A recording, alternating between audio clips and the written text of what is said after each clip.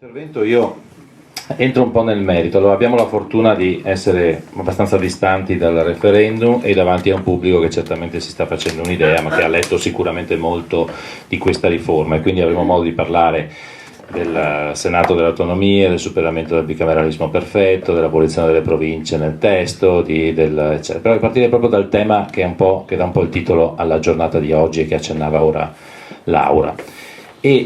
Parto, che è quello del rapporto tra Stato e Regioni, particolarmente importante per la nostra regione, che appunto vive qualche spinta, insomma, autonomista, anche un po' cavalcata in maniera un po' così sgangherata dal partito di maggioranza. E le leggo un passo del professor Bertolissi, che ha scritto pochi giorni fa nei giornali veneti del Gruppo Espresso. Siamo nel pieno di un andamento pendolare tra decentramento e neocentralismo. La riforma segna un passo di rientro verso Roma e un depotenziamento delle regioni. Da sempre in Italia è stato impossibile ragionare in termini di costi e benefici, in una parola di responsabilità. Siamo sicuri che riaccentrando le funzioni si riuscirà a far sì che la Calabria abbia una sanità comparabile con quella emiliana, lombarda o veneta? Io giro questo interrogativo del professor Bertolissi direttamente ad Anna Finocchiaro. Sì, grazie innanzitutto, grazie di essere qua e grazie di dedicare attenzione a quella che io ritengo un appuntamento molto importante, perché comunque partecipare alle votazioni di un referendum confermativo è assumersi una bella responsabilità, davvero una responsabilità costituente. E trovo francamente anche abbastanza incongruo il fatto di avvelenare i pozzi della discussione, nel senso di trasformare quello che è un atto di chiara e limpida assunzione di responsabilità di ciascun cittadino rispetto alla riforma della Costituzione con questioni politiche che sono tutt'altre, che vanno discusse nei congressi politici oppure vanno discusse nelle sedi politiche in senso stretto. Non vi fate espropriare di quello che è il vostro, la celebrazione del potere del popolo sovrano. Comunque vada, comunque voi siate orientati a votare. Ora io faccio una considerazione generale, e la considerazione generale è che lavorare sul titolo quinto durante la discussione su questa riforma è stato più difficile, per esempio, di quanto non sia stato discutere di federalismo fiscale nelle precedenti legislature, perché, diciamoci la verità, un appannamento del regionalismo in Italia è esistito, è stato un appannamento politico in tante parti del paese, certamente non qui, ma in tante parti del paese. Tra l'altro la questione è stata anch'essa avvelenata da notizie di cronaca particolarmente come dire, tragiche, diciamo così, che hanno appuntato sull'istituzione regione tutti i mali del mondo. Questo è un paese che non conosce la freddezza e la lucidità di andare a esaminare un fenomeno. Spesso e anche il tempo, siamo abituati o a dannare tutto o a salvare tutto, solo santi o ladroni, cioè non c'è una via di mezzo, non c'è quella fatica del capire, del tentare di adeguare le regole, in questo caso le regole costituzionali, a realtà che mutano. Ora è vero che c'è stato un accentramento di funzioni in capo allo Stato. Questo accentramento di funzioni è un accentramento che per alcuni capitoli particolarmente significativi, mi riferisco in particolare alle questioni che riguardano per esempio l'energia e le infrastrutture di interesse strategico, era fortemente chiesto dal mondo produttivo italiano, e devo dire lì senza eccezioni. Nel senso che veniva rappresentato, è stata rappresentata a me come a tanti altri che hanno partecipato ai lavori, la necessità che un'impresa che magari venisse anche dall'estero e volesse fare ma non solo, e volesse fare un investimento in Italia, si trova, spostandosi magari di pochi chilometri da una regione all'altra, a doversi confrontare su questioni essenziali, come dicevo, strategiche per lo sviluppo del paese, con legislazioni diverse. Così è per quanto riguarda appunto il campo dell'energia e così è per le grandi infrastrutture di natura strategica. C'era quindi la necessità, per togliere un inciampo alla possibilità di investire e di far crescere questo paese, di unificare queste competenze in capo allo Stato. E questa è una partita. C'è poi però anche un risvolto importante, ne parlava poc'anzi Laura Puppato, di questo accentramento, e cioè il fatto che se una regione ha i conti in ordine ed è in grado di assumersi la responsabilità, ecco il principio di responsabilità di cui parlava Laura, importantissime competenze, a cominciare da quelle che riguardano le politiche sociali, possono essere cedute dallo Stato alle regioni. Questo principio di responsabilità e questo ancoraggio alla capacità di governare i bilanci e l'attività amministrativa da parte delle regioni, da una parte induce un elemento di competizione. Dovremmo aspettarci che le regioni anche più disastrate facessero uno sforzo per raggiungere quegli standard. Dall'altra parte premia tutte quelle regioni che sono capaci di fare bene e da sé, su capitoli peraltro strettamente connessi alla qualità della vita dei loro cittadini, quindi su capitoli particolarmente sensibili. Ma io vorrei richiamare la vostra attenzione su un'altra questione che trovo, su altre due questioni. La prima: è pur vero che c'è stato lo spostamento di alcune competenze delle quali abbiamo parlato per ragioni funzionali rispetto al miglior progresso del Paese dalle regioni allo Stato. Ovviamente quando si scrive una riforma che vale per l'intero Paese non si fa un ragionamento pensando solo al Veneto, si pensa al Veneto, alla Sicilia, alla Calabria, all'Umbria e alla Liguria. Si cerca quindi di avere, come dire, una visione compiuta dell'intero sistema. Ma a me pare che una dei risultati, forse dovrei meglio dire dei tentativi, risultati nel momento in cui il referendum vedesse prevalere il sì, è quello di avere distinto con maggiore nettezza le competenze dello Stato e le competenze delle regioni. Ovviamente abbiamo patito gli anni che ci separano dalla riforma precedente, che sono stati affollati dei troppi ricorsi alla Corte Costituzionale, dove quello che si giocava non era soltanto le ragioni dello Stato e le ragioni delle regioni che ricorrevano rivendicando per esempio una competenza che ritenevano usurpata, ma sono le ragioni di quei cittadini, di quelle imprese, di quei territori che da quella legge si aspettavano come dire, una soluzione di un problema, il perseguimento di una finalità positiva per il bene comune, cioè a pagare la confusione è stato sostanzialmente il paese intero, non quella singola regione, e i cittadini di quella comunità in maniera particolare.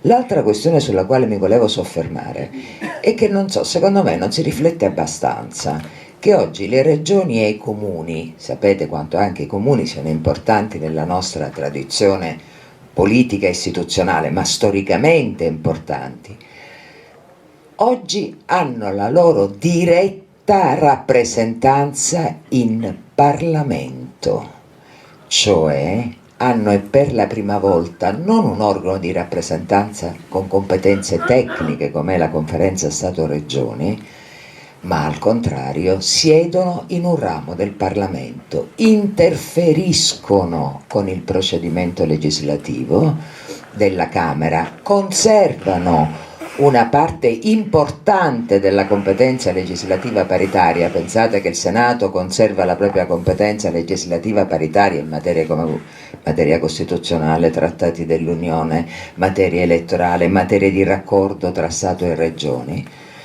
E questo Senato, composto da rappresentanti delle istituzioni territoriali, regione e comuni, quindi composto da consiglieri regionali e da sindaci, che non ha nessun vincolo di obbedienza nei confronti del governo, perché non dà e non revoca il voto di fiducia, la fiducia al governo, quindi è libero può esercitare un'attività di controllo molto interessante, è un'attività di controllo sulle amministrazioni pubbliche, sulle politiche pubbliche, e ha una competenza esclusiva che io trovo francamente davvero importante, se riusciamo a farla vivere, perché una cosa è scrivere, una cosa è fare vivere nella prassi, nella capacità istituzionale, nella capacità politica, nella generosità con cui si interpreta e si applica la legge. Hanno compiti di valutazione dell'impatto della legislazione comunitaria e delle politiche comunitarie sui territori. Guardate, questo è un fatto, a mio avviso, una funzione assolutamente nuova nel nostro ordinamento, introdotta, come dire, suggerita dalla legislazione ordinaria precedente, ma oggi di rango costituzionale, con la quale il Veneto, piuttosto che la Calabria, ci torno, piuttosto che l'Emilia Romagna, piuttosto che la Liguria, valutano l'impatto sul proprio territorio della legislazione comunitaria e delle politiche comunitarie. In un paese nel quale adesso gran parte della legislazione è legislazione comunitaria, il fatto di poter essere così coprotagonisti, non soltanto dando i pareri sugli atti comunitari, ma avendo la consapevolezza dell'impatto di quelle norme, di quelle politiche sul proprio territorio, pensate cosa può significare in termini di direzione anche dell'attività di governo quando nelle sedi europee vengono assunte le decisioni, e quanto può significare anche in termini di integrazione europea. Improvvisamente l'Europa non è il soggetto esterno, talvolta estraneo, talvolta avvertito come ostile, che detta la regola a casa mia, ma io valuto come quelle politiche impattano sul mio territorio e sono al tempo stesso valutatore e controllore e capace di indirizzo nei confronti del governo nazionale. Allora, io penso che sia anche il tempo di valutare, ovviamente il mio è un discorso politico, un discorso scientifico, tecnico, la valutazione dal punto di vista del diritto costituzionale, ovviamente io mi arresto e la lascio al professore Bertolissi, però io mi chiedo se non sia anche il caso di cominciare a valutare questa riforma sotto il profilo della valorizzazione o svalorizzazione delle autonomie, considerando il complesso di questo sistema.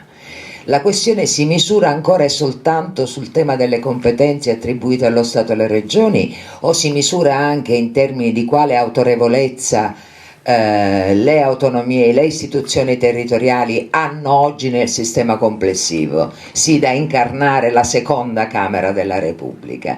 A me pare che ci sia la necessità di guardare anche a questo aspetto con maggiore attenzione di quanto il dibattito pubblico fino a questo momento non abbia fatto. Grazie. E stando su questo punto particolare che abbiamo introdotto con queste parole della senatrice Finocchiaro, giro al professor Bertolissi questa domanda. È evidente che c'è un ritorno, come ha scritto lei, di funzioni a livello centrale. La senatrice Finocchiaro dice: ma così è più chiara la distinzione tra chi fa cosa, in questo senso un po' ammettendo forse che la riforma del titolo quinto è stata una riforma, diciamo, incompleta. Al professor Bertolissi chiedo: ma questo è un bene o un male? Partendo ovviamente da un ragionamento generale che però non può fare a meno di considerare che noi comunque viviamo in Veneto, in una regione in qualche modo, insomma, dove i servizi sono mediamente medio alti, insomma, rispetto ad altre regioni. Cioè l'Italia è molto lunga, diceva qualcuno, no? Quindi insomma è chiaro che una regione, tra virgolette, dove c'è un maggiore benessere, una maggiore efficienza, un maggior controllo, forse vede le cose in maniera diversa da un territorio lontano da qua. Sì, beh, cerco di rispondere non facendo ricorso a argomenti da Azzecagarbugli, perché ecco, Non bisogna esatto. mai. Nel modo più assoluto, anche perché ho sempre pensato il diritto come qualche cosa che nasce dall'esperienza e non invece, ecco. Dunque io tengo conto dell'esperienza che mi sono fatto, e ormai purtroppo è molto lunga perché parte dal 1974, provate a vedere, quindi al sottoscritto nessuno la racconta perché l'ha vissuta e le sa perché le sa e non perché ha letto libri scritti da quelli che non sanno. Cioè, un chirurgo mai stato in sala operatoria ti racconta, mi esprimo, e quindi quello che dico lo dico semplicemente facendo tesoro di quello che ho visto finora e aggiungendo quindi un ulteriore dato: a meno che un modello non sia stato studiato per operare contro, la differenza è fatta solo dalle persone. Su questo punto non esiste. E se volete, così la senatrice capisce meglio, il discorso, lei ha a che fare con le banche, no? Ecco, io sono stato 6 anni in Intesa San Paolo e siamo in cima alla classifica. Avevamo il modello che non avrebbe mai dovuto funzionare, il duale, e invece ha funzionato da Dio.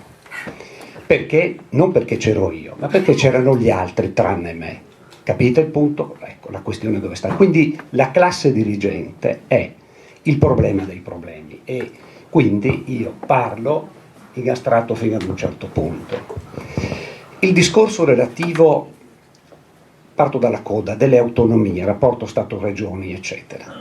E così soddisfo la senatrice anche Puppato. Sono effettivamente convinto che il nuovo articolo 116 terzo comma, insomma quello che consente a tutte le regioni ordinarie come il Veneto di chiedere che insomma il vestito gli venga ritagliato su misura, aggiungendo poi che lo Stato può sempre eventualmente spogliarsi di funzioni ulteriori e darle. E qui ho sempre pensato che il ragionamento, il mettersi dietro il tavolo e discutere, magari senza chiedere la luna nel pozzo, cioè fare incetta per dopo magari trovarsi in difficoltà perché hai comprato troppo pane companatico, non ce la fai o lo devi buttare via. Io, per come sono fatto, chiedei un pochetto alla volta. Dopo che ho chiesto, sperimento, vado a rendere il conto e magari allo Stato anche serve per fare applicazione di questa esperienza altrove. Ma se noi adesso guardiamo indietro, io mi permetto qui di non formulare delle critiche, non mi interessa niente il discorso della critica, di dire stiamo attenti però a quello che è capitato in passato e quali sono state le ragioni che hanno fatto naufragare il regionalismo, perché in sala rianimazione e qui c'è una criticità assoluta, è inutile che stiamo a raccontarcela. Tant'è vero che quando hanno eliminato così le province c'è stato qualcuno che diceva magari sarebbe meglio togliere di mezzo le regioni, quantomeno. No. Ecco. Come no?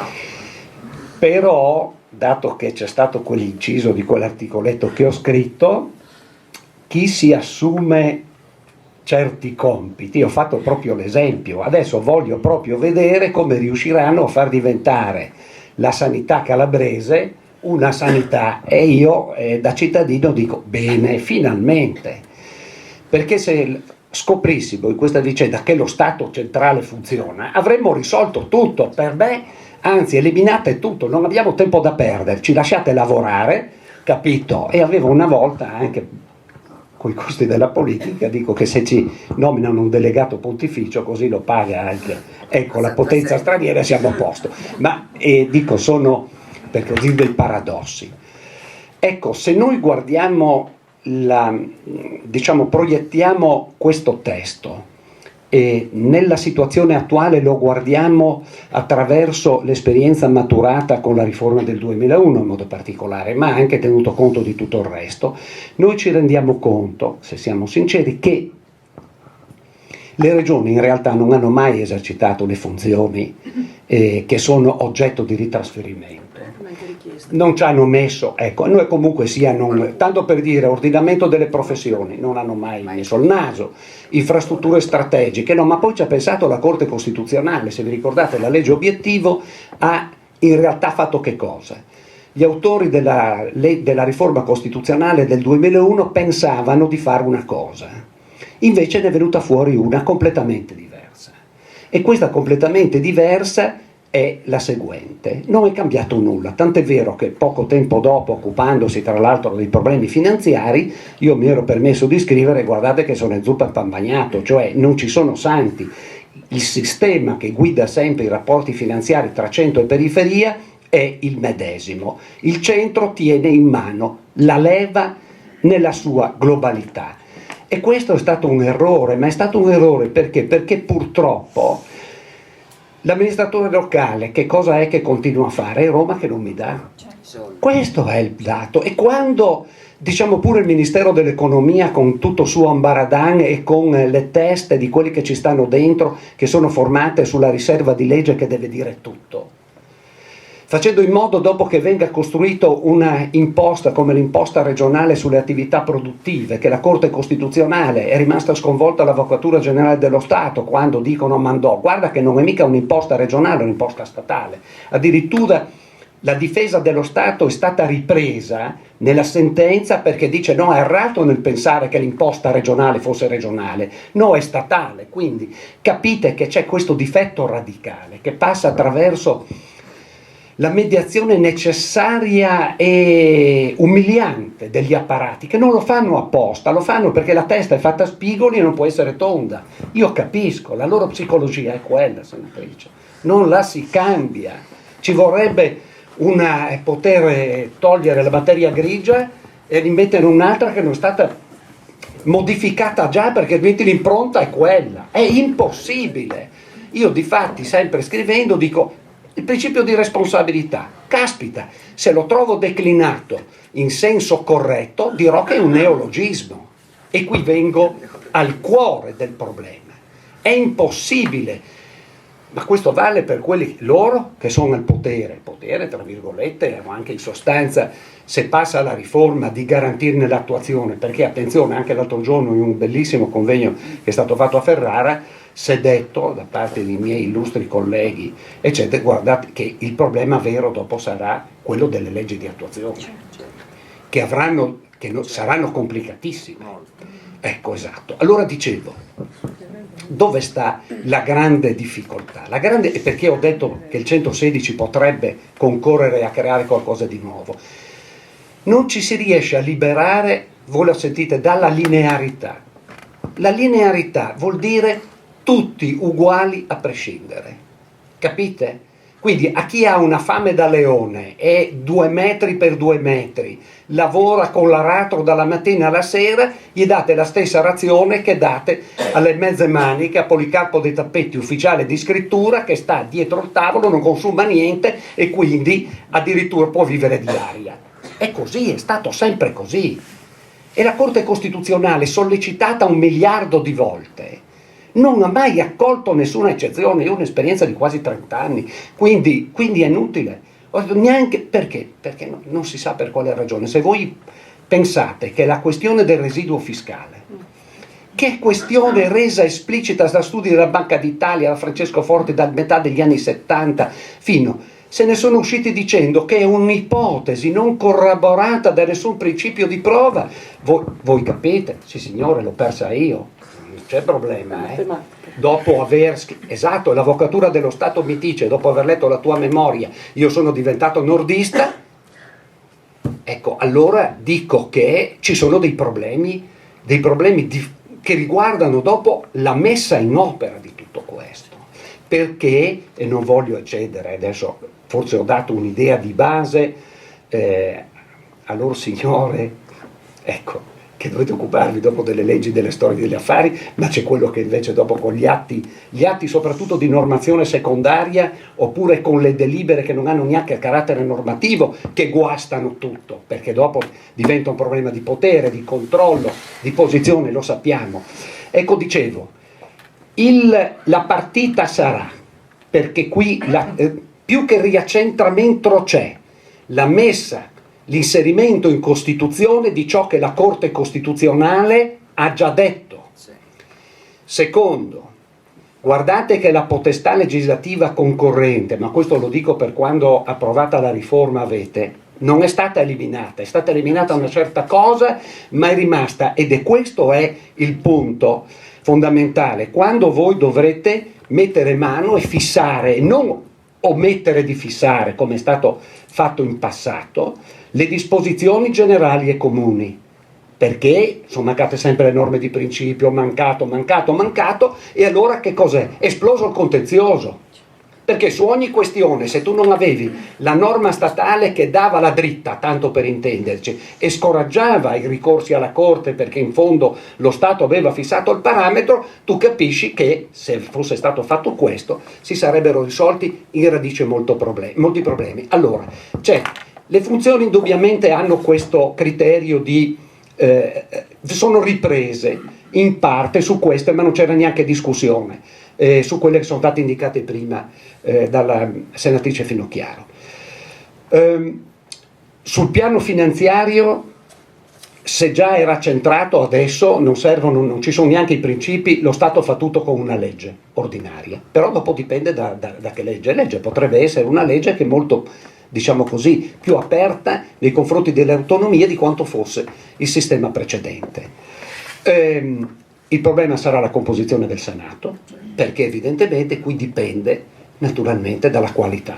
È inutile che stiamo, e dato che avete ricordato prima, difatti io sono rimasto colpito da questo, cioè da una disposizione che o è buttata lì, ma se non è buttata lì, io mi faccio la domanda di che strutture deve avvalersi il Senato, perché quando qui si legge valuta le politiche pubbliche e l'attività delle pubbliche amministrazioni e verifica l'impatto delle politiche dell'Unione Europea sui territori, concorre ad esprimere pareri sulle nomine di competenza del governo nei casi previsti dalla legge e a verificare l'attuazione delle leggi dello Stato, qui si può leggere in due modi: o fa quello che faceva il CNEL, oppure se fa sul serio io gli darei un apparato spropositato, perché in realtà la nozione di controllo oggi non è il controllore negativo come il collegio sindacale che ti dice hai violato una regola formale, è propositivo. E allora a questo punto questi 95 senatori sarebbero un po' i senatori degli Stati Uniti, voglio dire, sono il 2 di coppe, ma potrebbero diventare anche l'asso. Dipende dalla consapevolezza, quindi sono pagine bianche da riempire. Io mi nervosisco quando uno mi dice che è sicuro che è così piuttosto che cos'ha. Insomma, un minimo di possibilità anche di errore o di imperfezione, minimale naturalmente, perché tanto per dimostrare di essere umani io me la terrei. E allora qui o rimane scontro, voglio dire, cioè dialogo fra sordi, oppure si apre una splendida pagina, ma bisogna che sia giocata l'esperienza futura, ripuliti e non minati da preoccupazioni contingenti di politica spicciola. Allora io capisco che da qui può anche sorgere qualcosa di importante, e soprattutto tu ti cavi fuori con il 116 terzo comma, perché può diventare un volano importante, ma voi sapete che fino adesso quel paio di volte che qualche regione si è rivolta a Roma, nulla è capitato, perché neanche è stato preso in considerazione col vecchio sistema. Col vecchio sistema, e lei mi consente di dire, e coi vecchi arnesi della politica, e adesso qui finisco.